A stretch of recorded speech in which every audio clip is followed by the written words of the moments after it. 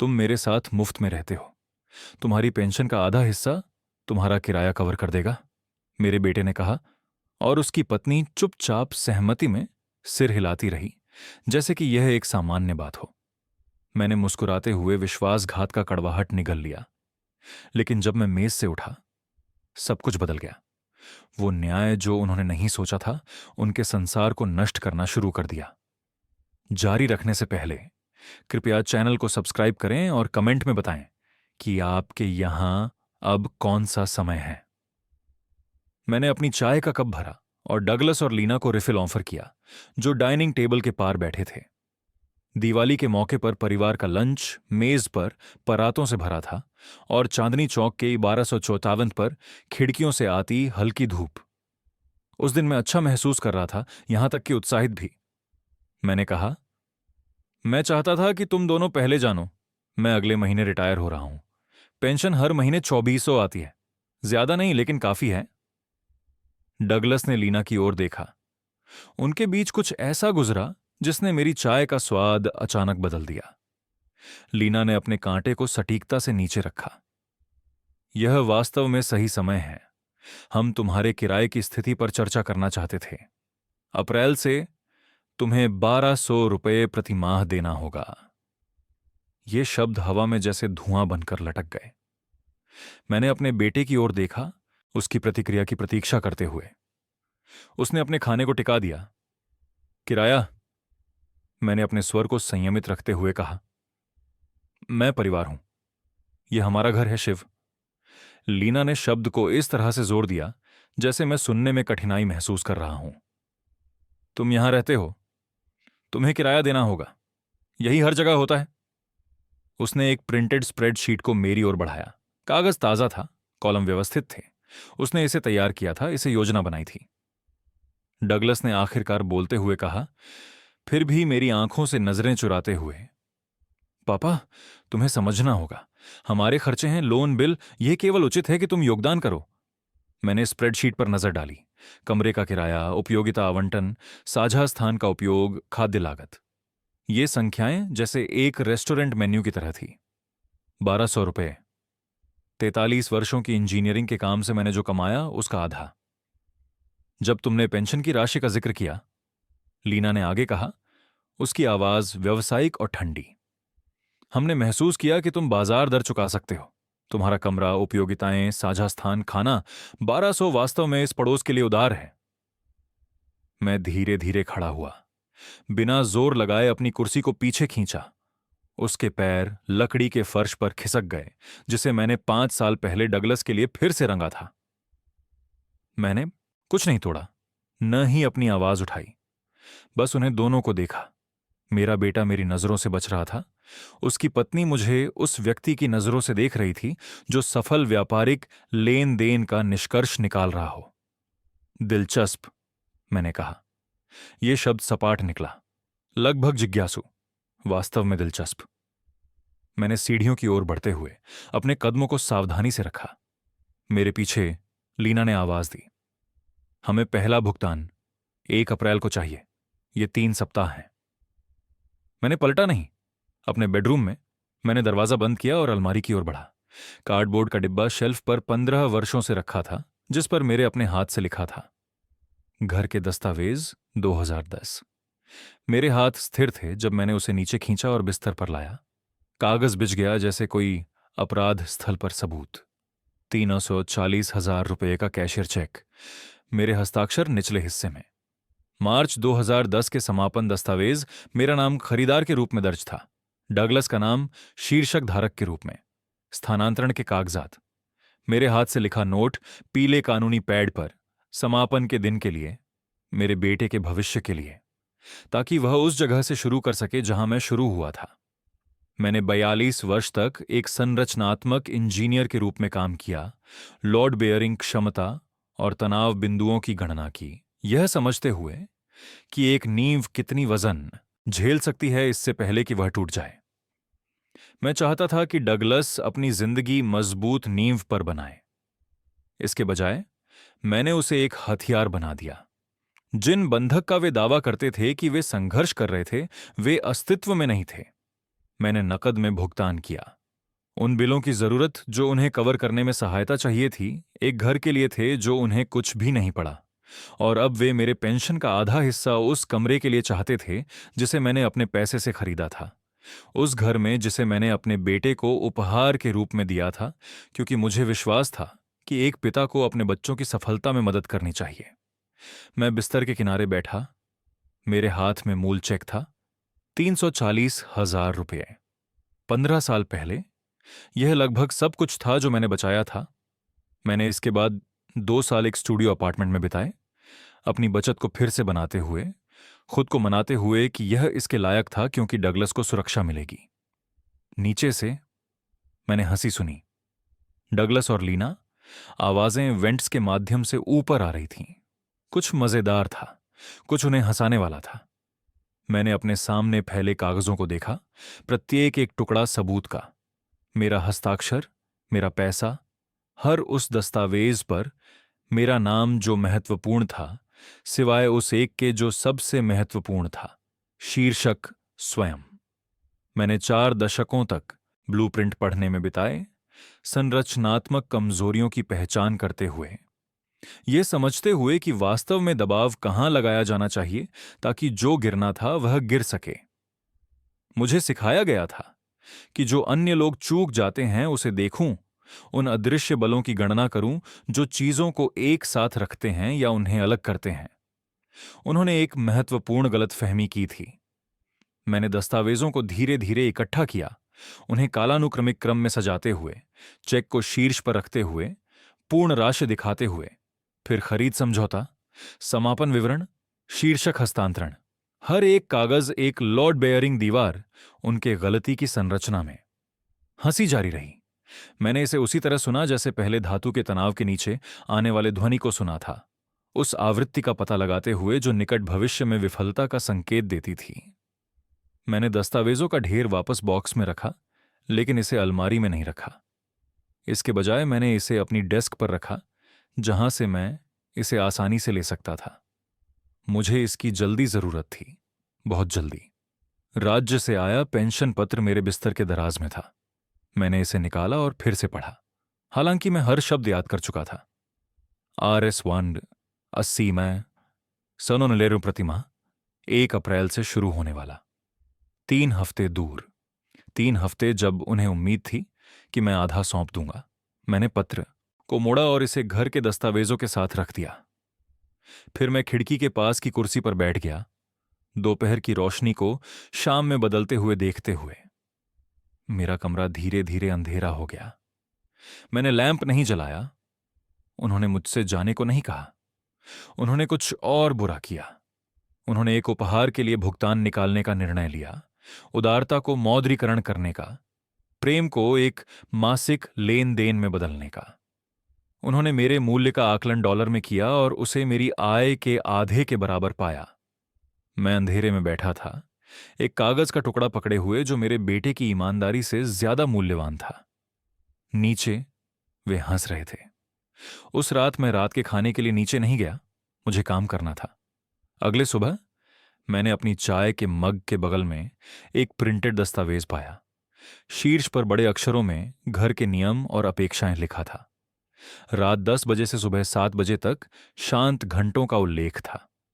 रसोई में पहुंचने का कार्यक्रम, लीना का सुबह प्राथमिकता थी। मैं 8:30 के बाद इसका उपयोग कर सकता था। साझा स्थान उपयोग के दिशा निर्देश। लिविंग रूम में टीवी उनका था। मुझे अपने कमरे में कार्यक्रम देखने चाहिए। लीना दरवाजे पर पहले से ही अपने चिकित्सा बिलिंग ऑफिस के काम के लिए तैयार होकर आई।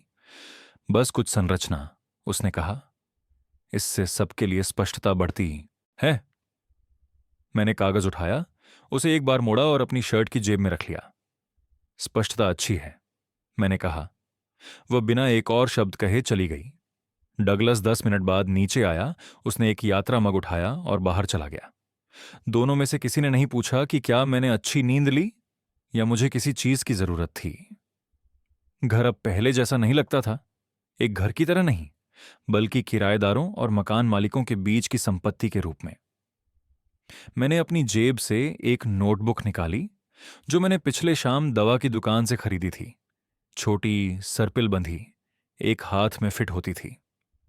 मैंने तारीख लिखी, फिर घर के नियमों का दस्तावेज प्रस्तुत किया।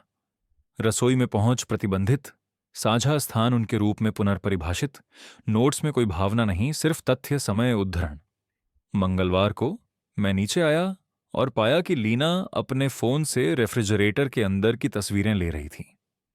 उसने बेहतर शॉट्स के लिए सामान को घुमाया। उसका चेहरा गंभीर था। दस्तावेजीकरण के उद्देश्यों के लिए, उसने कहा। जब उसने मुझे देखा, मैं समझ गया। मैंने कहा, क्या मुझे एक आइटमाइज्ड रसीद की उम्मीद करनी चाहिए? शायद। हम देखेंगे कि अप्रैल कैसे जाता है। मैंने यह भी नोट किया, समय, तारीख, उसके ठीक शब्द। रेफ्रिजरेटर का इन्वेंट्री, यह संकेत कि मेरी खाद्य खपत को किसी मानक के खिलाफ मापा जा रहा था जिसे उसने स्थापित किया था। उस दोपहर जब वे दोनों काम पर थे, मैं 3 ब्लॉक दूर एक अलग बैंक में गया। शाखा प्रबंधक युवा पेशेवर मदद करने के लिए तत्पर था। मैंने एक नया खाता खोला, चेकिंग और बचत। फिर मैंने अपने पुराने बचत खाते से RSH मतसासे सजन ट्रांसफर किए, जिसे डगलस और लीना जानते थे, क्योंकि मैंने इसका उल्लेख पिछले दिवाली पर किया था, जब डगलस कार की मरम्मत के बारे में चिंतित था। सब कुछ ठीक है श्री डगलस? शाखा प्रबंधक ने ट्रांसफर करते समय पूछा। बस सेवानिवृत्ति के लिए वित्त को व्यवस्थित कर रहा हूं, मैंने मुस्कुराते हुए कहा। क्या आप सब कुछ सरल बनाना चाहते हैं? उसने मुझे अस्थायी चेक और एक डेबिट कार्ड दिया। मैं वहां एक सुरक्षा जमा बॉक्स भी किराए पर लिया, छोटा लेकिन पर्याप्त। घर लौटकर मैंने अपने फोन से घर के बॉक्स के हर दस्तावेज की तस्वीरें खींची। चेक, समापन कागजात, अधिकार पत्र, मेरा हाथ से लिखा नोट। मैंने सब कुछ क्लाउड स्टोरेज में अपलोड किया। फिर अपने नए बैंक में जाकर मूल दस्तावेजों को सुरक्षा जमा बॉक्स में रखा। प्रतियां वापस मेरे कमरे के कार्डबोर्ड बॉक्स में गईं। यदि किसी ने देखा तो वे कागजात देखेंगे। उन्हें पता नहीं चलेगा कि मूल उनके पहुंच से बाहर लॉक कर दिए गए हैं। बुधवार की शाम मैंने रात के खाने के बाद अपने बेडरूम में लौटकर पाया कि यह घर के बाकी हिस्सों की तुलना में काफी ठंडा था। हॉलवे में प्रोग्रामेबल थर्मोस्टेट 58 जीगत दिखा। रात के समय के लिए मेरे क्षेत्र के लिए सेट किया गया। जब मैंने इसे 68 पर समायोजित किया, डगलस कुछ ही मिनटों में प्रकट हुआ। पिता, तापमान उसी सेटिंग पर रहेगा। हम खाली कमरों को पूरे दिन गर्म नहीं कर सकते। मेरा कमरा खाली नहीं है, मैं इसमें हूं, मैंने कहा। आप जानते हैं कि मेरा क्या मतलब है। काम के समय में एक कंबल का उपयोग करें। वह मेरी प्रतिक्रिया सुनने से पहले ही चला गया।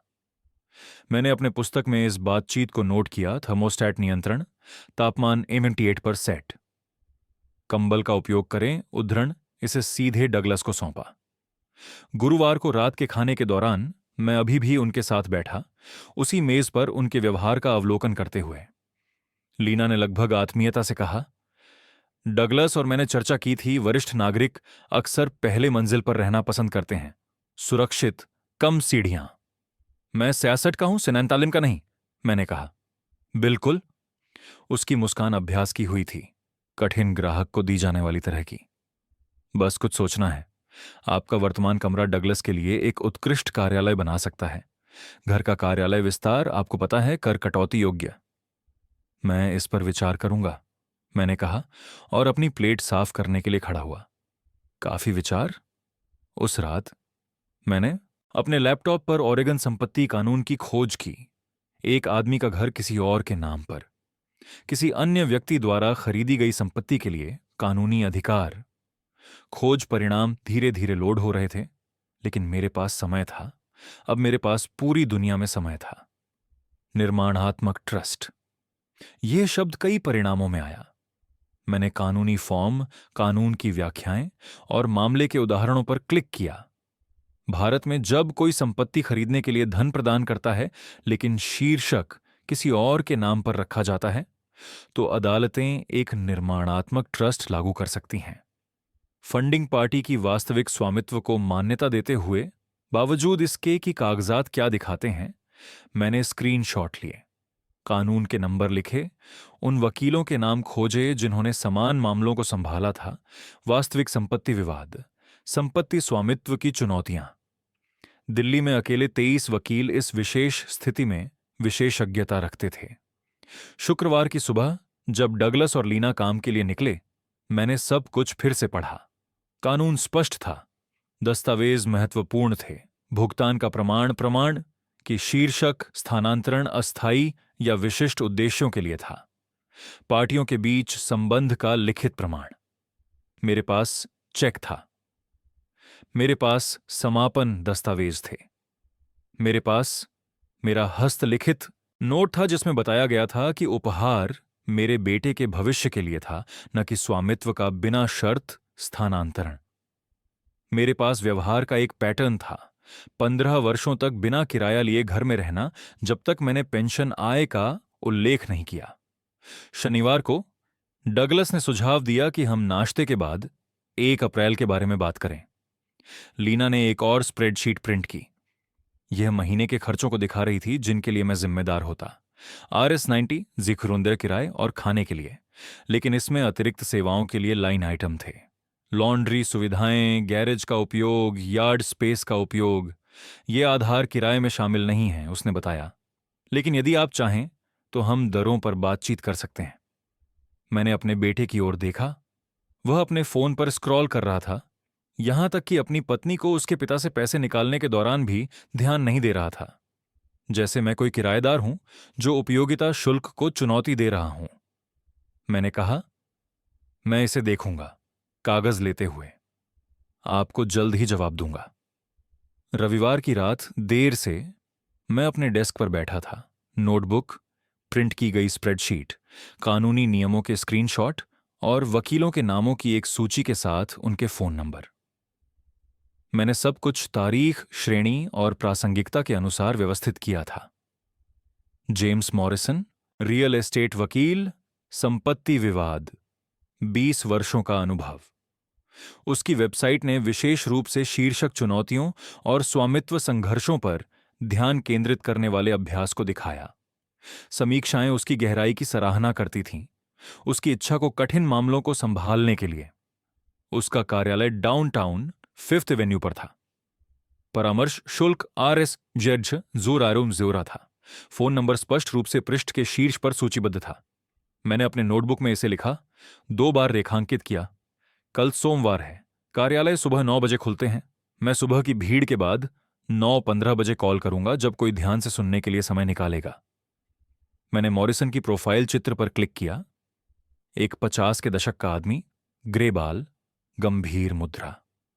उसकी जीवनी में इंजीनियरिंग पृष्ठभूमि का उल्लेख था, कानून स्कूल से पहले संरचनात्मक इंजीनियरिंग। विशेष रूप से वह ब्लूप्रिंट को समझेगा, वह नींव को समझेगा, वह समझेगा जब आप कुछ बनाते हैं और फिर कोई और उस पर दावा करता है।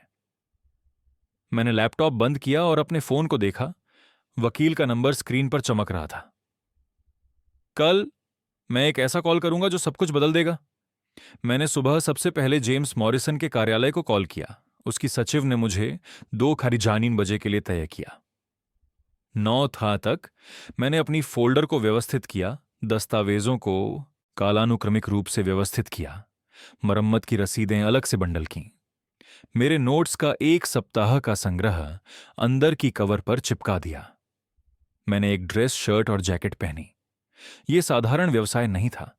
मैं एक पेशेवर को नियुक्त कर रहा था ताकि वह मेरी चीजें वापस ले सके। बाहर निकलते समय मैंने डगलस को बताया, जब वह काम के लिए अपने सामान इकट्ठा कर रहा था। उसने मुश्किल से ऊपर देखा। ठीक है पापा। मैंने बस से डाउनटाउन की यात्रा की। साझा कार तेजी से होती, लेकिन मुझे अपनी गतिविधियों को ध्यान से छिपाना पसंद था।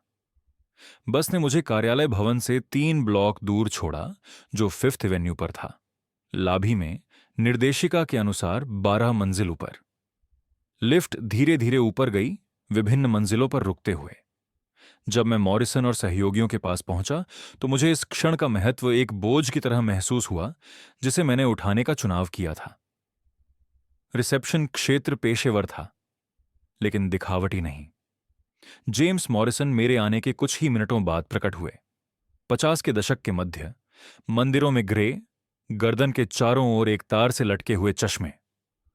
उन्होंने मेरे हाथ को मजबूती से दबाया। मिस्टर डगलस, अंदर आइए। उनका कॉन्फ्रेंस रूम शहर के दृश्य के साथ खिड़कियों के सामने था। उन्होंने एक कुर्सी की ओर इशारा किया और मेरे सामने बैठ गए, एक कानूनी पैड को पास खींचते हुए। मुझे बताएं कि क्या हो रहा है, उन्होंने कहा। मैंने दस्तावेजों को टेबल पर फैलाया। सबसे पहले कैशियर का चेक, RS2 5500, मार्च 2010 की तारीख वाला, कोलंबिया टाइटल कंपनी के नाम पर, नीचे मेरी हस्ताक्षर। जेम्स ने इसे उठाया, इसे अपने चश्मे से ध्यान से देखा। यह आपके व्यक्तिगत खाते से है। आप सत्यापित कर सकते हैं कि धन आपके पास से आया है। हां, मैंने 42 वर्षों तक संरचनात्मक इंजीनियर के रूप में काम किया, विशेष रूप से एक घर खरीदने के लिए बचाया। कोई बंधक नहीं। उन्होंने चेक को सावधानी से रखा, समापन दस्तावेजों की ओर बढ़े। और आपने शीर्षक अपने बेटे के नाम पर रखा क्योंकि मुझे लगा कि मैं उसकी क्रेडिट बनाने में मदद कर रहा हूं, इक्विटी का निर्माण कर रहा हूं। मुझे लगा कि मैं एक अच्छा पिता बन रहा हूं।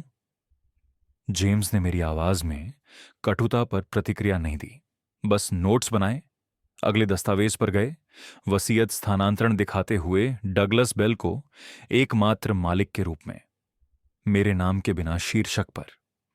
यह कानूनी रूप से चीजों को जटिल बनाता है, उन्होंने कहा, लेकिन आपके दावे को खत्म नहीं करता। निर्माणात्मक ट्रस्ट का सिद्धांत ठीक ऐसी स्थितियों के लिए है। कई मिनटों तक सब कुछ देखने के बाद मैंने खरीदी के कागजात, 2010 के बैंक स्टेटमेंट्स जो निकासी दिखाते हैं, 15 वर्षों के मरम्मत के रसीदें, छत के बदलने पर 12,000, HVAC सिस्टम पर 8,500 और रसोई के नवीनीकरण पर 15,000। यह सब मैंने खुद भुगतान किया। सभी का दस्तावेज मेरे नाम पर है, चालान और रद्द चेक के साथ। जब वह खत्म हुआ तो उसने पीछे की ओर झुककर अपने चश्मे को हटाया। मेरे पास कितने मौके हैं, मैंने पूछा। 40 आपके पक्ष में, शायद 649 दस्तावेज के साथ। ऑरेगन के कोर्ट उन मामलों को मान्यता देते हैं जहां कोई खरीद के लिए धन प्रदान करता है, लेकिन शीर्षक किसी और पार्टी के पास जाता है। आपका सबूत मजबूत है। आपने खरीद को फंड किया, आपने संपत्ति को बनाए रखा। आपके पास 15 वर्षों के लिखित रिकॉर्ड हैं, लेकिन इसमें समय और पैसा लगेगा। 8,000 का रिटेनर, शायद कुल 15 से 20, जब तक हम समाप्त नहीं होते। आप कब फाइल कर सकते हैं? उसने हल्का मुस्कुराया। वह ऐसे व्यक्ति की अनुभूति थी जो निर्णायक ग्राहकों की सराहना करता है। मैं इस सप्ताह याचिका का मसौदा तैयार करूंगा। मुझे काउंटी रिकॉर्डर के कार्यालय से कुछ विवरणों की पुष्टि करनी है। शीर्षक की स्थिति की पुष्टि करें। हम अगले सप्ताह फाइल करेंगे। मैंने अपने नए बैंक खाते से उसे 8,000 का चेक दिया। मेरा हाथ स्थिर था। खाता केवल 2 सप्ताह पुराना था, लेकिन जेम्स ने इसे नोटिस किया। हाल का खाता? उसने पूछा। संपत्ति सुरक्षा, मैंने कहा। यह समझदारी लगती है, स्मार्ट। उसने रिटेनर एग्रीमेंट पर हस्ताक्षर किए और मेरी प्रति मेज पर खिसका दी। जब याचिका तैयार हो जाएगी मैं आपको कॉल करूंगा, शायद गुरुवार या शुक्रवार। एक बार हम फाइल कर लें, उन्हें 48 घंटों के भीतर सेवा दी जाएगी। मैं घर की ओर बस पर गया। डगलस और लीना के काम खत्म होने से पहले पहुंच गया। मैंने वकील की रसीद अपने लॉक डेस्क दराज में रखी। सामान्य रूप से रात के खाने में शामिल हुआ। डगलस ने खाने के बीच में अपनी गर्दन साफ की। लीना ने उससे पहले ही बात ले ली। हमने बाजार दरों की समीक्षा की है, उसने कहा, एक और प्रिंटेड स्प्रेडशीट निकालते हुए। आपका किराया 1,500 से 1 मई से बढ़ रहा है। उसने कागज मेरी ओर खिसकाया। वेबसाइटों से किराए की सूचियां, पोर्टलैंड के घरों में तुलनीय कमरे, कीमतें 17 से 900 रुपये तक। मैंने स्प्रेडशीट को देखा।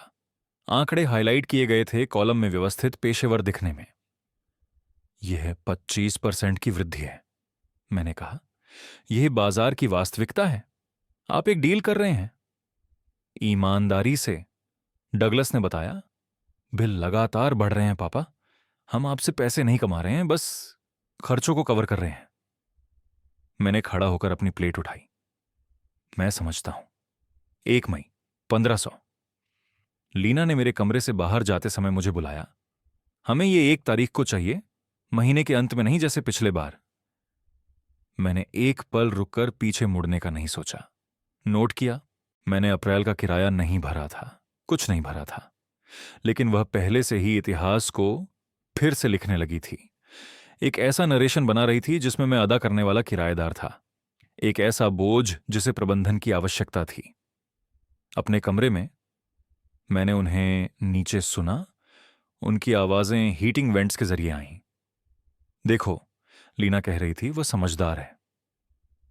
हमें यह महीनों पहले करना चाहिए था। डगलस ने कुछ मर्मर्ड किया जिसे मैं सुन नहीं पाया।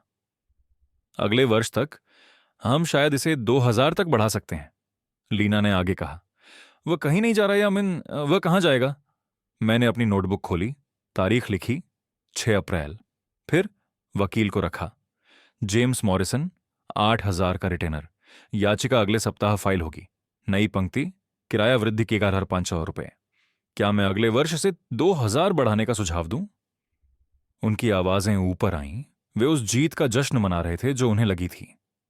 डगलस ने किसी बात पर हंसी उड़ाई। आवाज डक्ट वर्क में गूंज रही थी। मैंने एक और प्रविष्टि की। पैटर्न स्थापित हुआ। क्रमिक मांगे, आत्मविश्वास बढ़ रहा है, दीर्घकालिक शोषण की योजना बनाई जा रही है। जेम्स अगले सप्ताह याचिका फाइल करेगा, शायद गुरुवार। उन्हें शनिवार तक सेवा दी जाएगी। उन्हें जब तक हो सके जश्न मनाने दें। जेम्स ने कहा कि उसे सहायक गवाहों की आवश्यकता है। मुझे पता था कि मुझे कहां से शुरू करना है। पैट्रिशिया हैंडरसन का घर मेरे घर के लेआउट से मेल खाता था। वही बिल्डर, वही साल, वही फ्लोर प्लान। उल्टा, वह 2010 से वहां रह रही थी। वह मेरे घर को खरीदने से 2 महीने पहले वहां पहुंची थी। हम 15 वर्षों से पड़ोसी थे, बिना हस्तक्षेप के मित्रवत। वह मेरे आदतों को जानती थी। उसने मुझे संपत्ति को बनाए रखते हुए, ठेकेदारों को काम पर रखते हुए, हर मरम्मत को व्यक्तिगत रूप से करते हुए देखा। मैंने बुधवार को सुबह के समय हमारे घरों के बीच के लॉन को पार किया। डगलस और लीना काम पर थे। अप्रैल की धूप गर्म थी। घास अभी भी रात की बारिश से गीली थी। पैट्रिशिया ने मुझे अपनी खिड़की से देखा और दरवाजा खोल दिया। शिव, उसने कहा। उसकी आवाज में चिंता थी। मैंने तुम्हें देखने का मन बनाया था, सब ठीक है? क्या आपके पास कुछ मिनट है? मैंने पूछा। बिल्कुल, भीतर आइए। उसके रसोई में कॉफी की खुशबू थी। उसने बिना पूछे 2 कप डाले और उन्हें मेज पर रख दिया। हम एक दूसरे के सामने बैठे। सुबह की रोशनी उसकी खिड़की से झर रही थी। आप यहां कितने समय से रह रही हैं? मैंने पूछा। इस जून में 15 साल। आपसे 2 महीने पहले यहां आई थी। उसने मेरे चेहरे का अध्ययन किया। क्या हुआ? क्या आपको याद है जब मैंने घर खरीदा था? बिल्कुल। उसकी आवाज मजबूत थी, कोई हिचकिचाहट नहीं। आप बहुत गर्वित थे। आपने मुझे बताया कि आपने इसके लिए अपने पूरे करियर की बचत की, नकद में भुगतान किया, कोई बंधक नहीं। आपका बेटा कभी कभी आता था, लेकिन यह हमेशा आपका घर था, सबको पता था। मैंने अपनी नोटबुक और पेन निकाला। क्या आप इसे लिखने के लिए तैयार हैं? उस पर हस्ताक्षर करें। उसके चेहरे पर समझ की किरण आई। क्या वे यह दावा कर रहे हैं कि यह उनका है? आपके द्वारा किए गए सभी काम के बाद उसने पेन की ओर बढ़ाया। मुझे कागज दें, मैं हर विवरण लिखूंगी। उसने 20 मिनट तक लिखा। उसकी लिखावट साफ और स्पष्ट थी। उसने उस पर तारीख डाली, हस्ताक्षर किए और उसे मेरे पास खिसका दिया। मैं गवाही देने के लिए खुश हूं, उसने दृढ़ता से कहा। जो वे कर रहे हैं वह सही नहीं है। मैंने आपको उस संपत्ति की मरम्मत करते देखा है। छत, फर्नेस बदलना, रसोई का नवीनीकरण करना। डगलस कभी कभी आता है। उसकी पत्नी पड़ोसियों को मुश्किल से पहचानती है। वह घर तुम्हारा है शिव। इस गली में हर कोई इसे जानता है। मैंने उसके बयान की तस्वीर अपने फोन से खींची, उसे धन्यवाद दिया और मूल दस्तावेज अपने फोल्डर में रख लिया। उस दोपहर मैं एक चाय की दुकान पर माइकल टॉरेस से मिला। लाइसेंस प्राप्त मूल्यांकक, 30 साल का अनुभव उसके वेबसाइट के अनुसार। मैंने उसे उस सुबह फोन किया था। मूल्यांकन की आवश्यकता क्यों है? उसने पूछा, अपनी टैबलेट निकालते हुए। बिक्री, पुनर्वित्त, संपत्ति की योजना, कानूनी मामला। मुझे आधिकारिक मूल्यांकन की आवश्यकता है। समझ गया, कोई निर्णय नहीं, बस पेशेवर दक्षता। मुझे सभी कमरों, तो जिसमें बेसमेंट और अटारी भी शामिल हैं, तक पहुंच की आवश्यकता होगी। आपके लिए कब ठीक रहेगा? कल सुबह 10 बजे। अन्य निवासी काम पर होंगे। अन्य निवासी? यह जटिल है, मैंने कहा। यही कारण है कि मुझे मूल्यांकन की आवश्यकता है। माइकल अगले सुबह ठीक 10 बजे आया। उसने 2 घंटे कमरों की माप, उन्नयन की तस्वीरें लीं, रख रखाव की गुणवत्ता का नोटिस लिया। मैं पीछे ही रहा। उसकी मूल्यांकन में कोई हस्तक्षेप नहीं किया। वह पूरी तरह से पेशेवर था, ठीक वही जो मुझे चाहिए था। 3 दिन बाद मूल्यांकन रिपोर्ट ईमेल द्वारा आई। वर्तमान बाजार मूल्य आरएस मोंटिलायस खानगाहिलार। घर की कीमत में मैंने इसे खरीदा था, तब से आरएस 13,50,000 की वृद्धि हुई थी। यह निवेश मैंने पूरी तरह से स्वयं वित्त पोषित किया था, व्यक्तिगत रूप से बनाए रखा और व्यवस्थित रूप से सुधार किया था। मैंने रिपोर्ट जेम्स मॉरिसन को भेजी, फिर अन्य शोध में लग गया। उस शाम मैंने ऑनलाइन काउंटी संपत्ति रिकॉर्ड खोजे, सार्वजनिक जानकारी जो किसी के लिए भी उपलब्ध है। मैंने 1234 चांदनी चौक का पता दर्ज किया और परिणामों के लौट होने का इंतजार किया। सबसे पहले खरीद का इतिहास सामने आया। मूल खरीद मार्च 2010, कीमत आरएस 24,000। कोई बंधक दर्ज नहीं थी, पूरी तरह से साफ, ठीक वैसा ही जैसा मैंने इसे खरीदा था। फिर स्क्रीन के निचले हिस्से में एक दूसरा प्रविष्टि, home equity line of credit RS 60,000, खुला मार्च 2024, ऋणदाता पैसिफिक नॉर्थवेस्ट बैंक। मैंने उस प्रविष्टि को लंबे समय तक देखा। डगलस ने घर के खिलाफ उधार लिया था, आरएस 16,000 का उधार लिया था, उस इक्विटी का उपयोग कर जो मैंने बनाई थी, बिना मुझे बताए, बिना अनुमति मांगे। मैंने अदालत के रिकॉर्ड में गहराई से खोज की, किसी भी संबंधित फाइलिंग के लिए। एक नोटिस मिला जो 6 सप्ताह पहले का था, डिफॉल्ट का notice. Pacific north West Bank बनाम डगलस। उधारकर्ता 3 भुगतान में चूक कर चुका है। मासिक भुगतान RS1 80 नए, कुल बकाया RS5 40 नए। उधारकर्ता को नोटिस के 90 दिन के भीतर डिफॉल्ट दूर करना होगा, अन्यथा संपत्ति फोरक्लोजर की प्रक्रिया के अधीन होगी। गणना सरल थी। वे मुझसे RS1 50 यार्न प्रति माह मांग रहे थे, जबकि बैंक को RS5 40 यार्ड्स की बकाया थी। मासिक होम इक्विटी भुगतान बिल्कुल मेरी पेंशन राशि के बराबर था। वे लालची नहीं थे, वे डेस्परेट थे, डूबते हुए, और मुझे अपने साथ खींचने की कोशिश कर रहे थे। मैंने लैपटॉप से पीछे हटकर सोचा, डगलस ने 14 महीने पहले RS6 सारडन 0 का लोन लिया था। वह भुगतान बनाए नहीं रख सका। अगर उसने बकाया चुकता नहीं किया तो उसे 90 दिनों के भीतर फोरक्लोजर का सामना करना होगा। यही कारण था कि किराए की मांग उसी समय आई। यही कारण था कि उन्होंने RS90 से BO0 का आंकड़ा इतना सही निकाला, मेरी पेंशन का आधा। इसी कारण लीना ने इसे इस हफ्ते बढ़ाकर RS1 20 किया। उन्हें तेजी से और अधिक की आवश्यकता थी। मैंने जेम्स मॉरिसन को एक ईमेल लिखा। विषय: अतिरिक्त साक्ष्य आवश्यक, मूल्यांकन रिपोर्ट संलग्न की, होम इक्विटी का स्क्रीनशॉट, फोरक्लोजर नोटिस का स्क्रीनशॉट। पाठ का मुख्य भाग: संपत्ति का वर्तमान मूल्य RS 19,000। शीर्षक धारक ने मार्च 2024 में मेरी जानकारी के बिना RS 60,000 का होम इक्विटी लिया। वर्तमान में डिफॉल्ट RS 7,000 की बकाया फोरक्लोजर का सामना कर रहा है। यह उनके किराए के भुगतान की अचानक मांग को स्पष्ट करता है। कृपया जब सुविधाजनक हो कॉल करें। उस शाम डगलस मुझे हॉलवे में मिला। पिताजी, क्या कोई आज आया था? पड़ोसी ने एक कार देखी थी। संपत्ति मूल्यांकक, मैंने शांतिपूर्वक कहा। मेरे रिकॉर्ड के लिए। मूल्यांकक? क्यों? व्यक्तिगत मामला।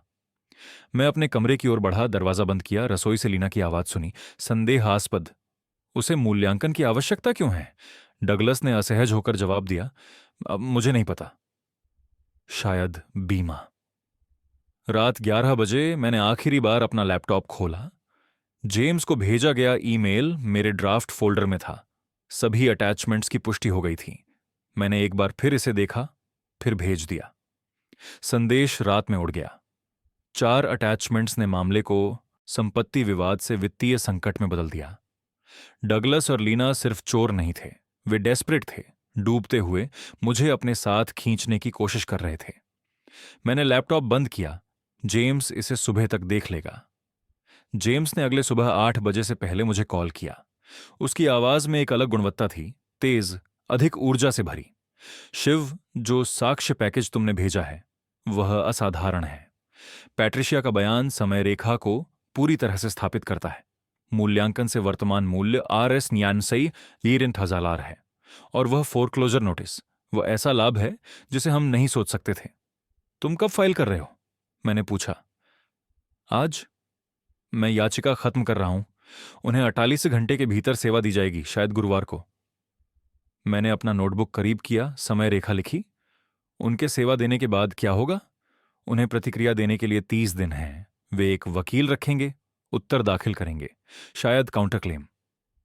फिर हम खोजबीन शुरू करेंगे, डिपोजिशन, इंट्रोगेटरीज, दस्तावेज उत्पादन, मानक मुकदमा प्रक्रिया।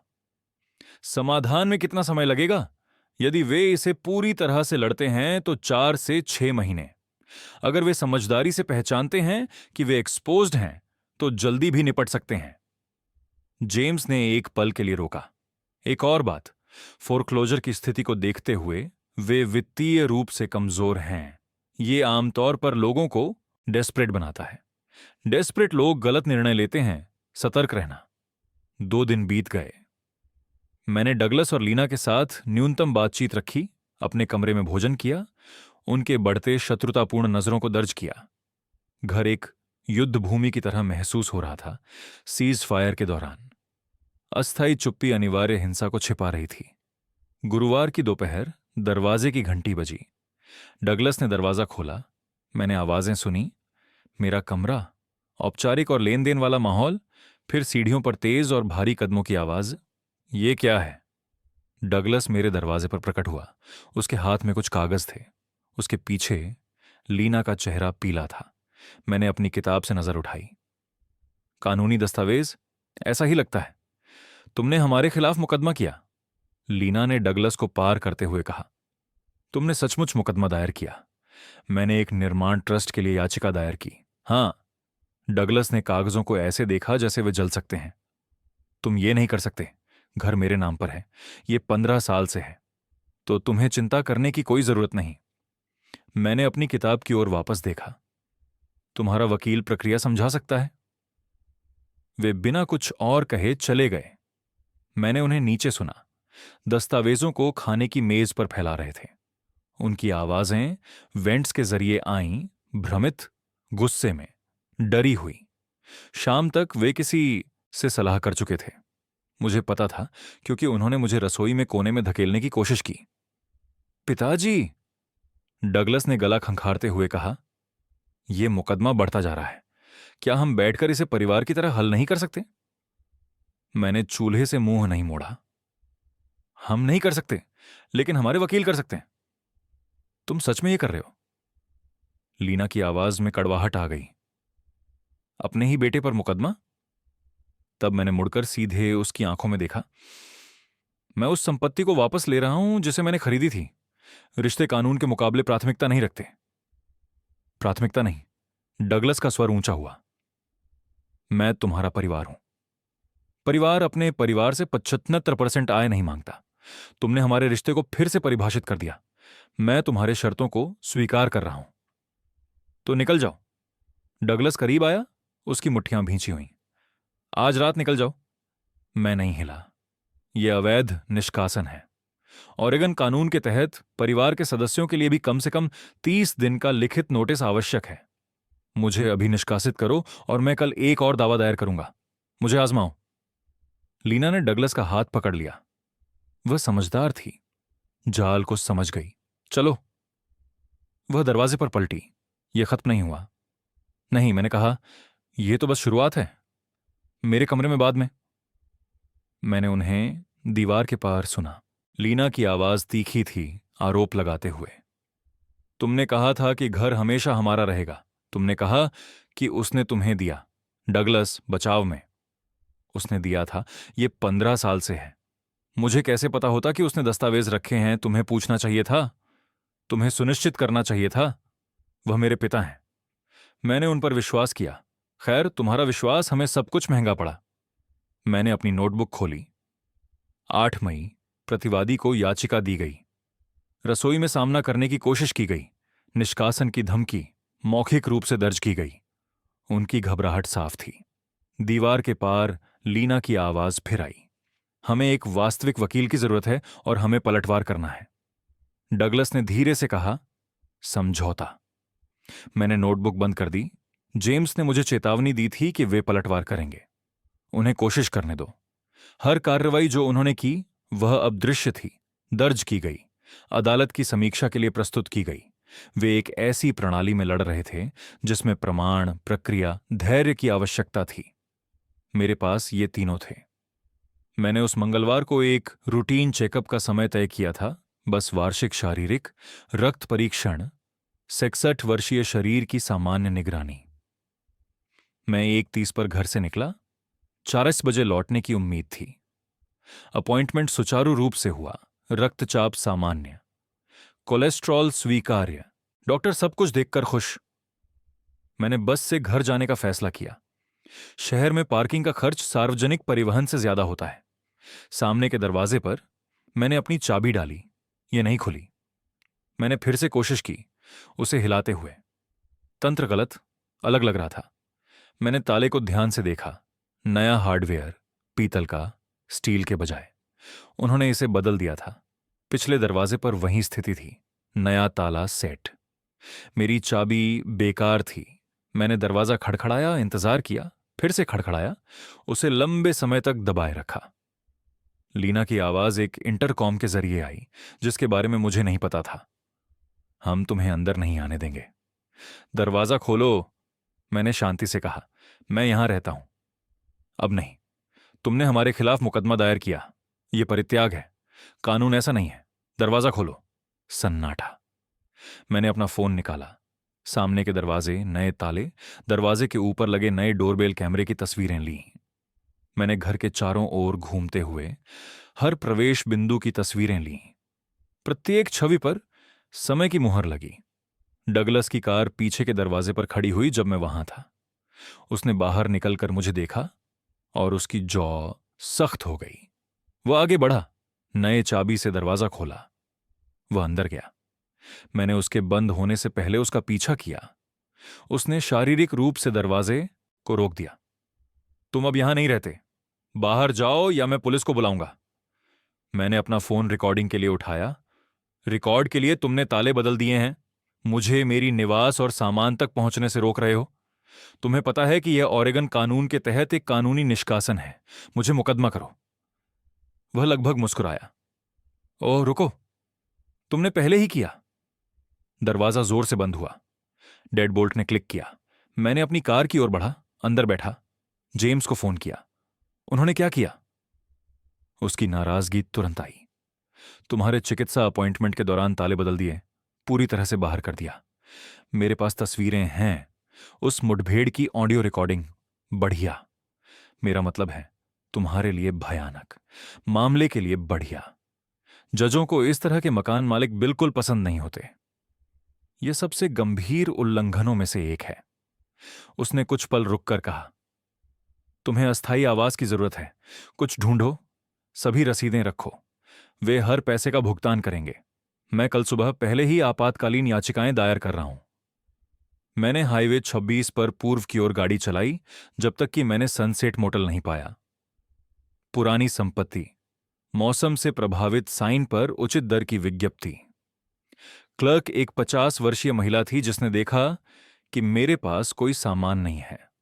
हल्का, यात्रा कर रहे हो? उसने पूछा। अस्थायी रूप से विस्थापित? मैंने कहा। उसने जिज्ञासा नहीं की। मैंने 3 रातों के लिए नकद भुगतान किया। कुंजी कमरा 14 की ली। कमरा बुनियादी था। डबल बेड, पतली कंबल के साथ, ड्रेसर पर जड़ी हुई टेलीविजन, बाथरूम में शॉवर। चांदनी चौक के एक मध्यवर्गीय मोहल्ले में। मैंने बिस्तर के किनारे बैठकर चारों ओर देखा। जो कुछ भी मेरे पास था वह उस घर के अंदर बंद था जिसे मैंने खरीदा था। लेकिन मेरे बेटे ने यह तय कर लिया था कि ताले स्वामित्व को फिर से लिख सकते हैं। मेरे पास केवल मेरा बटुआ, फोन और जिस कपड़े में मैं था वही था, और कुछ नहीं। यह भावना शायद 30 सेकंड तक रही। उजागर होना, असुरक्षा, यह तीव्र एहसास कि मैं 66 साल का हूं, और एक सस्ते होटल में सो रहा हूं, जबकि मेरी उम्र के आधे लोग मेरी संपत्तियों पर नियंत्रण कर रहे हैं। फिर गुस्सा इसे कुछ और में बदल गया। निश्चय, ध्यान। मैंने अपने फोन पर तत्काल जरूरतों की एक सूची बनाई। कपड़े, टॉयलेटरीज, जेम्स से बात करने के लिए लैपटॉप। सभी खर्चों का विवरण रखना था, सभी रसीदें बचानी थीं। अगले सुबह जेम्स ने फोन किया। मैंने 2 याचिकाएं दायर की। गलत निष्कासन के लिए आपात सुनवाई और उनके पास से मेरी संपत्ति तत्काल वापस करने का आदेश। सुनवाई अगले सोमवार के लिए निर्धारित है। 1 हफ्ते में। मुझे क्या करना चाहिए? सब कुछ दस्तावेज में दर्ज करें, हर खर्च, हर इंटरैक्शन। उन्होंने एक विनाशकारी त्रुटि की है और जब हम उस अदालत में जाएंगे तो मुझे एक संपूर्ण रिकॉर्ड चाहिए। 3 दिन बाद एक प्रक्रिया सर्वर मुझे होटल में मिला।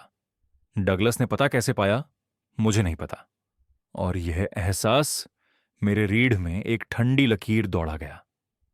वे किसी न किसी तरह से मेरा पीछा कर रहे थे। सर्वर ने मुझे एक मोटा लिफाफा सौंपा। डगलस और लीना बेल बनाम शिव बेल प्रतिवाद। मैंने अपने होटल के कमरे में इसे खोला, पहले पन्ने को तेजी से पढ़ा, फिर आगे पलटा। वे 45,000 रुपये की मांग कर रहे थे 15 वर्षों की अनपेक्षित किराए के लिए, यह दावा करते हुए कि मैं मुफ्त में रह रहा था, जबकि उन्होंने सभी खर्च उठाए।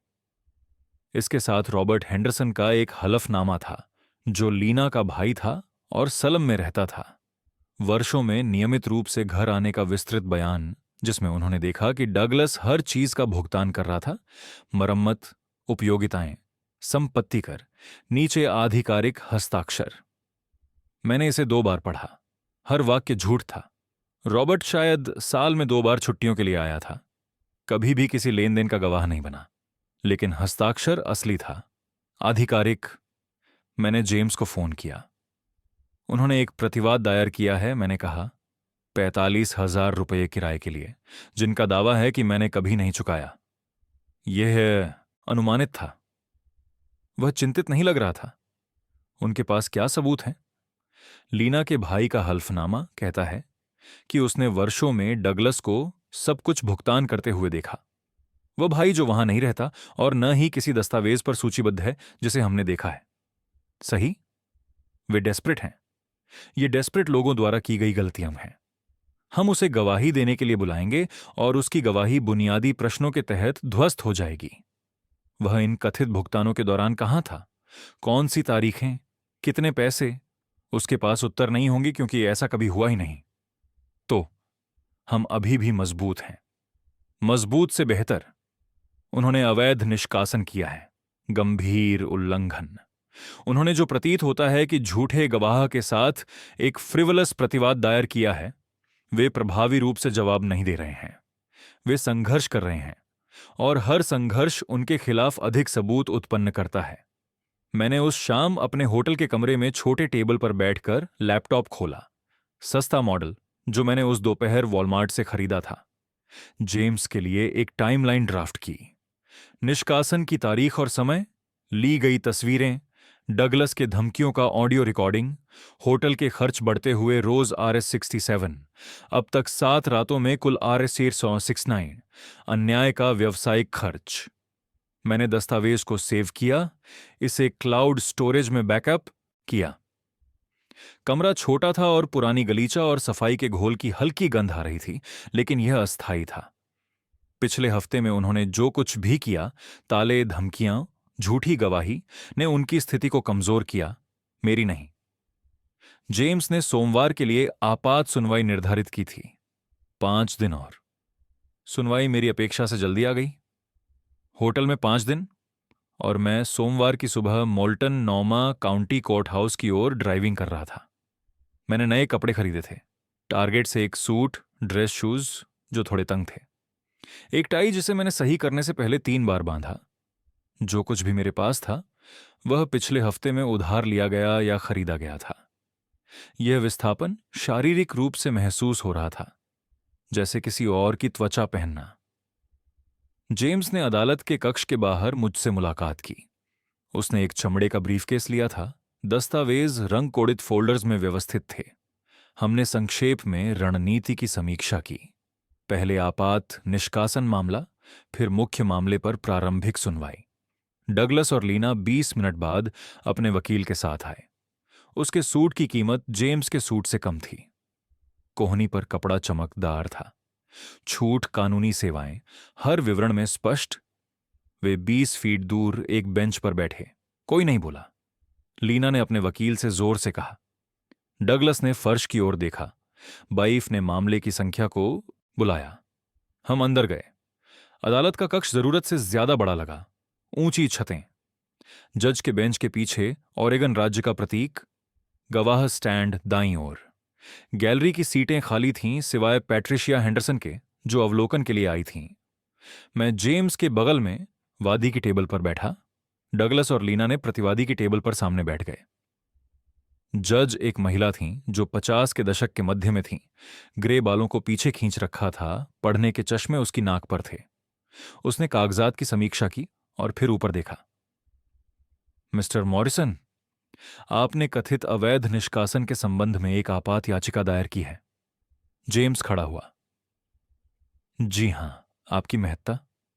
जब मेरे ग्राहक एक चिकित्सा अपॉइंटमेंट में थे, प्रतिवादियों ने सभी ताले बदल दिए, उन्हें उनकी संपत्तियों तक पहुंच से वंचित किया, और यदि वह वापस आने का प्रयास करते हैं तो पुलिस के हस्तक्षेप की धमकी दी।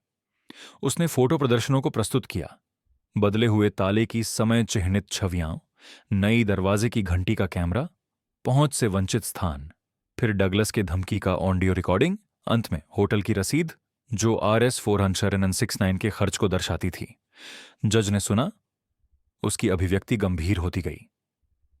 वकील, उसने फिर प्रतिवादी के वकील की ओर देखा। वह असहजता से खड़ा हुआ। आपकी महत्ता, यह पारिवारिक सदस्यों के बीच विवाद है, नहीं? एक औपचारिक मकान मालिक भादे पर लेने वाले का मामला। दिल्ली का कानून भेद नहीं करता। जज ने उसे बीच में ही रोक दिया। बिना उचित नोटिस के आवासीय निष्कासन अवैध है, चाहे परिवार हो या नहीं। क्या नोटिस दिया गया था? नहीं। लेकिन फिर निष्कासन गलत था। उसने एक नोट लिखा। प्रतिवादियों को 24 घंटे के भीतर एक तटस्थ पार्टी की निगरानी में वादी को व्यक्तिगत सामान वापस करने का अवसर देना होगा, यदि वे चाहें। प्रतिवादी वादी के लिए मुख्य मामले के समाधान की प्रक्रिया में उचित अस्थायी आवास लागत के लिए भी जिम्मेदार हैं। डगलस और लीना ने एक दूसरे को देखा। उनके वकील ने सिर हिलाया, हार मान ली। थोड़े समय के बाद हम निर्माणात्मक ट्रस्ट के दावे पर प्रारंभिक सुनवाई के लिए लौटे। अब हम मुख्य याचिका पर चर्चा करते हैं, जज ने कहा। श्री मॉरिसन, अपने मुवक्किल का दावा बताएं। जेम्स फिर खड़ा हुआ। आपका सम्मान, मार्च 2010 में शिव बेल ने 1264 चांदनी चौक पर RS 240,000 नकद में संपत्ति खरीदी। उन्होंने अपने बेटे के नाम पर अस्थायी रूप से शीर्षक रखा ताकि वह क्रेडिट और संपत्ति स्थापित कर सके, न कि स्वामित्व स्थानांतरित करने के लिए। उन्होंने मूल कैशियर चेक की बड़ी फोटोकॉपी पेश की। दस्तावेज कैमरे ने इसे स्क्रीन पर प्रक्षिप्त किया। मेरा हस्ताक्षर, बैंक के रूटिंग नंबर, राशि स्पष्ट।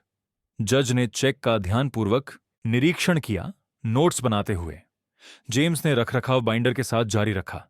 15 वर्षों के रसीदें कालक्रम में व्यवस्थित, छत का पुनर्निर्माण, HVAC प्रणाली, रसोई का नवीनीकरण, संपत्ति कर, मेरे खातों से हर भुगतान, कुल मिलाकर 633,375,000 से अधिक। और हमारे पास पड़ोसी से एक बयान है, जेम्स ने जोड़ा। जज ने पेट्रिशिया का नोटरीकृत गवाही पढ़ी। मुख्य अंशों में मुझे प्राथमिक आवास और रखरखाव प्रदाता के रूप में देखना शामिल था। बचाव वकील खड़ा हुआ। आपका सम्मान, यह स्पष्ट रूप से पिता से पुत्र के लिए एक उपहार था। मानक पारिवारिक व्यवस्था। पारिवारिक हस्तांतरण के लिए कोई औपचारिक उपहार पत्र की आवश्यकता नहीं है।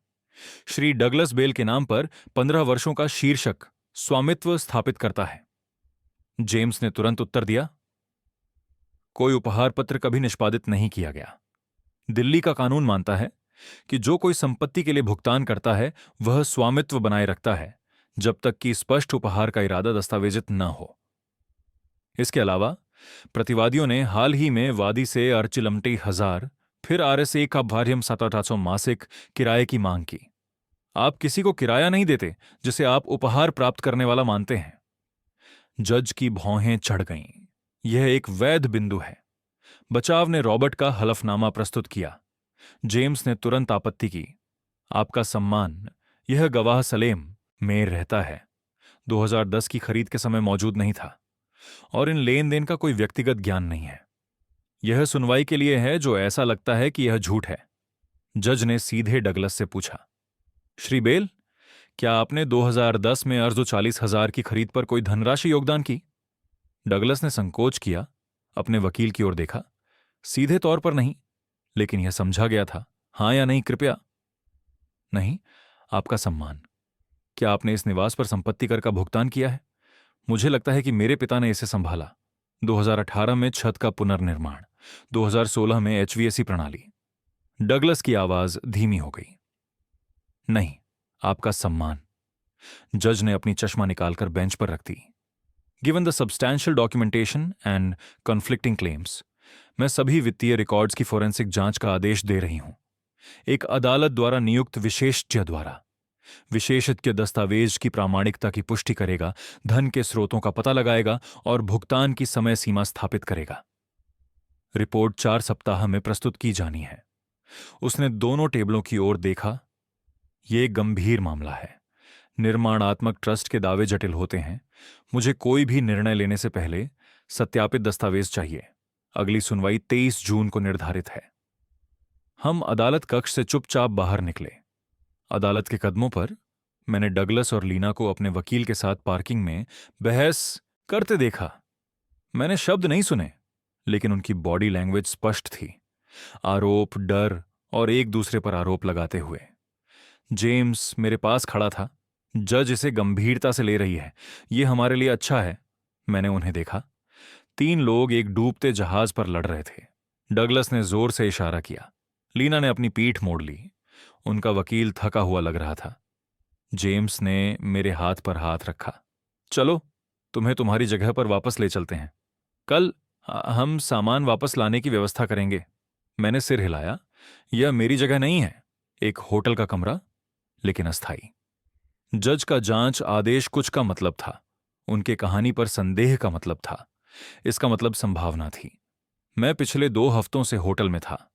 अब मेरा सामान छोटे से स्थान में भरा हुआ था। कपड़े अलमारी में, दस्तावेज एक बैंकर्स बॉक्स में डेस्क पर, लैपटॉप उसके बगल में। फोरेंसिक परीक्षक की रिपोर्ट का इंतजार करना ऐसा था जैसे पानी के नीचे सांस रोकना। जेम्स ने मंगलवार को दोपहर में मुझसे फोन किया। उसकी आवाज में फिर से वही तात्कालिकता थी। शिव, हमारे पास एक समस्या है। डगलस ने घर को बिक्री पर डाल दिया। मैंने अपनी लैपटॉप उठाई इससे पहले कि वह वाक्य पूरा करे। उसने क्या किया? बिक्री के लिए 3 दिन पहले सूचीबद्ध किया। R3 60,000 मूल्यांकन के नीचे त्वरित बिक्री के लिए। मैं आपको लिंक भेज रहा हूं। ईमेल उस समय तक आ गया जब हम बात कर रहे थे। मैंने रियल एस्टेट वेबसाइट पर क्लिक किया। पते में टाइप किया। वहां था मेरा घर।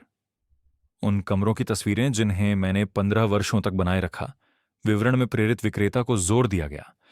क्या वह ऐसा कर सकता है? मैंने पूछा।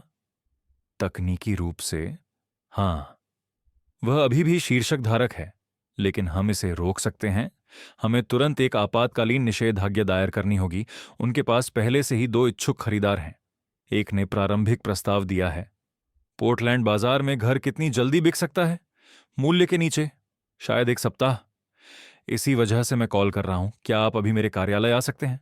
मैं याचिका का मसौदा तैयार कर रहा हूं। मैं 5 मिनट में निकल गया। जेम्स के कार्यालय में मैंने उसे अपने कंप्यूटर स्क्रीन पर आपातकालीन याचिका को टाइप करते देखा। कानूनी भाषा वास्तविक समय में बनती जा रही थी। मामले के कानून का उद्धरण, तथ्यात्मक दावे, मांगी गई राहत।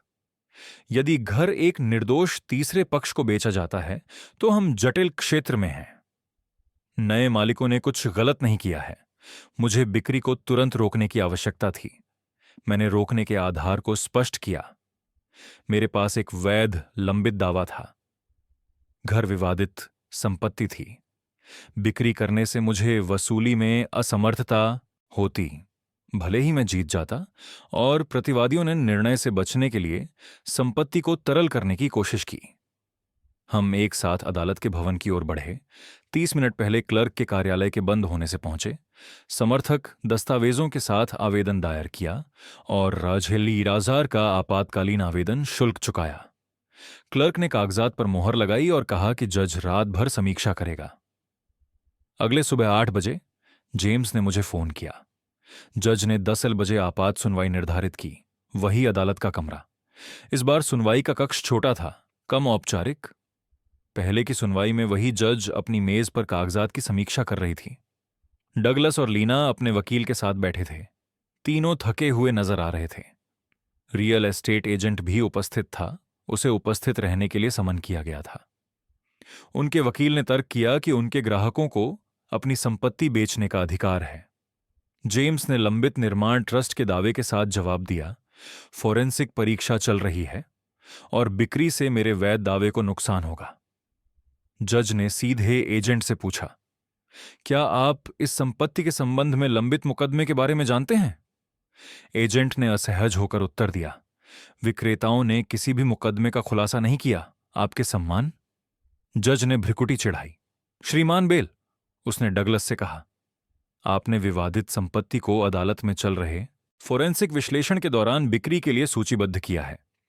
आपके सम्मान संपत्ति कानूनी रूप से मेरे ग्राहक के नाम है, उनके वकील ने कहा, जबकि एक निर्माण ट्रस्ट का दावा जांचा जा रहा है। जज की आवाज तेज हो गई।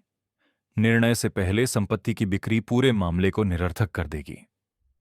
उसने बेंच से आदेश दिया, संपत्ति की बिक्री को निर्माण ट्रस्ट के दावे के समाधान तक रोक दिया जाता है। श्रीमान मॉरिसन ने इस आदेश को तुरंत काउंटी रिकॉर्डर के साथ दायर किया। कुछ घंटों के भीतर रोकथाम दायर की गई, जिससे शीर्षक पर एक आधिकारिक बादल बन गया। रियल एस्टेट एजेंट ने दोपहर तक लिस्टिंग हटा दी। जेम्स ने बताया कि डगलस और लीना अदालत से निराश होकर चले गए थे।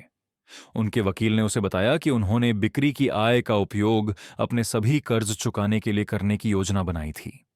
एक हफ्ते बाद जेम्स ने बैंक के फोरक्लोजर फाइलिंग का एक प्रति सार्वजनिक रिकॉर्ड प्राप्त किया। बैंक ने औपचारिक रूप से डगलस को आज तय के होम इक्विटी लाइन पर फोरक्लोजर की प्रक्रियाओं के बारे में सूचित किया। वह अब भुगतान में 5 महीने पीछे था। $6,000 की बकाया। नोटिस ने उसे 90 दिन दिए ताकि वह डिफॉल्ट को सुधार सके या संपत्ति खो दे। अगले दिनों में मैंने उनके वित्तीय पतन के संकेत देखे। डगलस की BMW गायब थी। पड़ोसी पट्रीशिया ने कहा कि उसने एक टो ट्रक देखा। लीना का गहना फेसबुक मार्केटप्लेस पर बिक्री के लिए दिखाई दिया। उनकी किराने की खरीदारी डिस्काउंट ब्रांड्स की ओर बढ़ गई। एक शाम मैं अपने होटल के कमरे में बैठा यह जानकारी प्रोसेस कर रहा था। वे घर नहीं बेच सकते, अपने कर्ज नहीं चुका सकते, चल रही कानूनी लड़ाई का खर्च नहीं उठा सकते। उनकी स्थिति हर दिन कमजोर होती जा रही थी, जबकि मेरी मजबूत होती जा रही थी। जेम्स ने कहा था कि उनका वित्तीय पतन वास्तव में हमारे मामले में मदद कर रहा था। दिखा रहा था कि वे डिसेस्परेट और लापरवाह थे और मुझे जिम्मेदार पक्ष के रूप में मजबूती दे रहा था। मैं खिड़की के पास खड़ा होकर हाईवे 26 पर ट्रैफिक देख रहा था। मैंने डगलस को एक पुरानी उधारी की कार में गुजरते देखा। उसकी कब्जे में ली गई BMW नहीं। वह विंडशील्ड के जरिए थका हुआ नजर आ रहा था। मुझे संतोष नहीं मिला, बस पहचान। उसने अपनी पसंद बनाई थी। फोरेंसिक परीक्षक की रिपोर्ट 10 दिनों में आएगी, फिर अंतिम सुनवाई तय की जाएगी। डगलस और लीना वित्तीय रूप से डूब रहे थे। वे न बेच सकते थे, न चुका सकते थे, न बच सकते थे। जाल बंद हो गया था। मेरी योजना से नहीं, उनके अपने डिसेस्परेशन से। फोरेंसिक परीक्षक की रिपोर्ट एक मंगलवार की सुबह आई। जेम्स ने मुझे फोन किया जब मैं अपनी चाय खत्म कर रहा था। रिपोर्ट आई, आपको इसे देखना होगा। क्या आप मेरे कार्यालय आ सकते हैं? मैं 1 घंटे के भीतर वहां था। जेम्स ने रिपोर्ट प्रिंट की थी, 47 पन्नों के साथ, प्रदर्शनों, चार्टों और विशेषण विश्लेषण के साथ। हम उसकी सम्मेलन तालिका पर बैठे और साथ में प्रमुख सेक्शन पढ़े। पृष्ठ 3, परीक्षक का निष्कर्ष। वादी द्वारा प्रदान किए गए सभी दस्तावेजों को प्रामाणिक के रूप में सत्यापित किया गया। प्रतिवादी डगलस बेल द्वारा वित्तीय योगदान का कोई प्रमाण नहीं मिला। मैंने पढ़ना जारी रखा। चेक को फेडरल रिजर्व बैंकिंग रिकॉर्ड के माध्यम से प्रमाणित किया गया। हस्ताक्षर विश्लेषण ने पुष्टि की कि मैंने 2010 के खरीद दस्तावेजों पर हस्ताक्षर किए थे।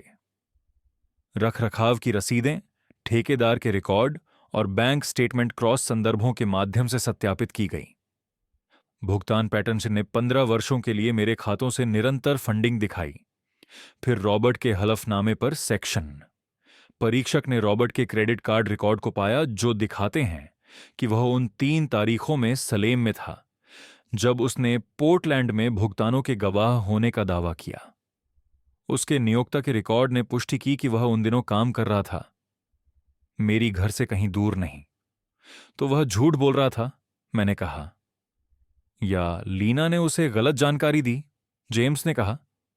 किसी भी तरह यह दस्तावेजी साक्ष्य का विरोध करता है। जज इसे देखेगा। दूसरी सुनवाई 3 दिन बाद निर्धारित की गई। इस बार अदालत का कमरा परिचित लग रहा था। वही जज, वही मेजें, वही औपचारिकता। फोरेंसिक परीक्षक गैलरी में बैठा था। बूढ़ा आदमी, ग्रे दाढ़ी। उसके पास एक ब्रीफकेस था। जज ने उसे गवाही देने के लिए बुलाया। उसे शपथ दिलाई गई। उसने अपने प्रमाण पत्रों का उल्लेख किया। 30 वर्षों के फोरेंसिक अकाउंटिंग अनुभव, 200 से अधिक मामलों में गवाही दी। जेम्स ने उसे विधि के माध्यम से ले जाया। दस्तावेज की प्रमाणिकता तकनीक, डेटाबेस क्रॉस संदर्भ, समय सीमा सत्यापन, वित्तीय प्रवाह विश्लेषण। आपके विशेषज्ञ राय में, जेम्स ने पूछा, 1234 इस चांदनी चौक पर संपत्ति की खरीद के लिए किसने फंड दिया? बिना किसी संदेह के शिव बेल ने खरीद के लिए 100% फंड और बाद के रखरखाव लागत प्रदान किए। बचाव पक्ष के वकील ने क्रॉस एग्जामिनेशन के दौरान विधि पर हमला करने की कोशिश की। क्या यह चेक बाद में पुनर्भुगतान नहीं किया जा सकता था? 15 वर्षों के रिकॉर्ड में किसी भी पुनर्भुगतान के प्रमाण नहीं हैं, परीक्षक ने शांतिपूर्वक कहा। जज ने अपने प्रश्न पूछे। डॉ. पटरसन, क्या कोई एक ऐसा दृश्य जहां आरोपी के स्वामित्व का दावा वित्तीय सबूतों द्वारा समर्थित है? मुझे कोई ऐसा नहीं मिला, आपके सम्मान। जज ने पूरी रिपोर्ट की समीक्षा करने के लिए 30 मिनट का ब्रेक लिया। हम हॉलवे में इंतजार कर रहे थे। डगलस और लीना अपने वकील के साथ खड़े थे। उनका चेहरा गंभीर था। कोई कुछ नहीं बोला। कोर्ट फिर से शुरू हुआ। जज ने रिकॉर्ड में अपना प्रारंभिक निर्णय पढ़ा। पेश किए गए फोरेंसिक सबूतों के आधार पर यह अदालत पाती है कि वादी ने एक निर्माण ट्रस्ट स्थापित किया है। प्रतिवादी के पास कानूनी शीर्षक है, लेकिन वादी संपत्ति का स्वामित्व रखती है। उसने आगे कहा, अवैध निकासी मामले में प्रतिवादी ने ओरेगन के आवासीय किराएदारी कानूनों का उल्लंघन किया है। वादी को RS नानीबंद 1000 का मुआवजा दिया जाएगा। डगलस अचानक खड़ा हो गया। यह सही नहीं है, यह मेरा घर था। जज की आवाज तेज हो गई। श्री डगलस, आपको अपील करने का अवसर मिलेगा, बैठ जाइए। वह बैठ गया। अंतिम सुनवाई 3 सप्ताह बाद संपत्ति के हस्तांतरण के विवरण और मुआवजे की राशि को औपचारिक बनाने के लिए निर्धारित की गई है। हम कोर्टरूम से बाहर निकले। मैंने हॉलवे में डिफेंस वकील को डगलस और लीना से बात करते हुए सुना। आप तथ्य पर हार गए। अपील की लागत न्यूनतम RS 25,000 होगी और आप फिर से हार जाएंगे। समझौते पर विचार करें। लीना की आवाज तीखी थी। हम हार नहीं मानेंगे, हम अपील करेंगे। डगलस ने सहमति में सिर हिलाया, हालांकि उसके चेहरे पर अनिश्चितता थी। उस शाम मैंने मोटल पर वापस ड्राइव किया। छोटे टेबल पर बैठकर फिर से फोरेंसिक रिपोर्ट पढ़ी। पृष्ठ 12 पर निस्संदेह शब्द ने मेरी नजर खींची। मैंने रिपोर्ट बंद की और अपना लैपटॉप खोला। मैंने मार्च में ली गई तस्वीरें ढूंढी। मेरे अलमारी से वे मूल दस्तावेज जिन्होंने सब कुछ शुरू किया 4 महीने पहले। ऐसा लग रहा था कि यह ज्यादा समय हो गया। जेम्स ने कहा था 3 और सप्ताह, फिर अंतिम सुनवाई, फिर घर। मैंने एक बार फिर मोटल के कमरे के चारों ओर देखा। लगभग खत्म। 3 सप्ताह पानी की तरह बीत गए। मैंने उस सुबह अपना लैपटॉप और दस्तावेज पैक किए, यह जानते हुए कि यह उस मोटल के कमरे में जागने का आखिरी समय था। रिसेप्शन पर मैंने क्लर्क को अपना चाबी दी। वह मुस्कुराई। क्या आप हमेशा के लिए चेकआउट कर रहे हैं? हाँ, आखिरकार। अंतिम सुनवाई संक्षिप्त थी। जज ने अपने तैयार किए गए निर्णय को रिकॉर्ड में पढ़ा। विस्तृत कानूनी भाषा, लेकिन निष्कर्ष स्पष्ट था। 1234 चांदनी चौक, दिल्ली को वादी शिव के लिए निर्माण ट्रस्ट में रखा गया है। उसने उपायों का विवरण दिया। प्रतिवादी को वादी को शीर्षक हस्तांतरित करने के लिए एक क्विट क्लेम डीड पर हस्ताक्षर करना होगा, या वादी को RS 3 को नसाचा में 15,000 का भुगतान करना होगा, जिसमें खरीद मूल्य, रखरखाव लागत, हानि और कानूनी शुल्क शामिल हैं। इस बार डगलस चुप बैठा रहा, टेबल पर घूरते हुए। लीना ने अपने वकील से जल्दी से फुसफुसाते हुए कहा। उसने सिर हिलाया। कोई विकल्प नहीं बचा। सुनवाई के बाद जेम्स ने हॉलवे में उनके वकील से संपर्क किया। मेरे ग्राहक उचित समझौते पर चर्चा करने के लिए तैयार हैं। हम एक कोर्ट हाउस के कॉन्फ्रेंस रूम में मिले। 4 लोग एक टेबल के चारों ओर। जेम्स ने शर्तें प्रस्तुत कीं। मैं शीर्षक लूंगा, बैंक का RS 60,000 का कर्ज चुकाऊंगा, जिससे फोरक्लोजर से रोका जा सके। वे 30 दिनों के भीतर खाली करेंगे। कोई आगे का दावा नहीं। उनके वकील ने वास्तविकता को स्पष्ट किया। बिना इसके बैंक 6 दिनों में फोरक्लोजर करेगा। फोरक्लोजर आपके क्रेडिट को 7 सालों के लिए नष्ट करेगा। यदि घर पूर्ण कर्ज नहीं चुकाता तो आपको कमी चुकानी होगी। यह आपका सबसे अच्छा विकल्प है। डगलस की आवाज खोखली थी। हम स्वीकार करते हैं। कागजात तैयार किए गए और हस्ताक्षर किए गए। अदालत ने समझौते को मंजूरी दी। मामला बंद। अगले सप्ताह मैंने धीरे धीरे अपनी चीजें वापस ले लीं। डगलस और लीना ने एक साथ बाहर निकल गए। उन्होंने शहर के एक कोने में एक छोटा अपार्टमेंट पाया। मैंने बैंक को इरेसिक अरिखाइन ताजीन का चेक लिखा, जिससे होम इक्विटी लाइन पूरी हो गई।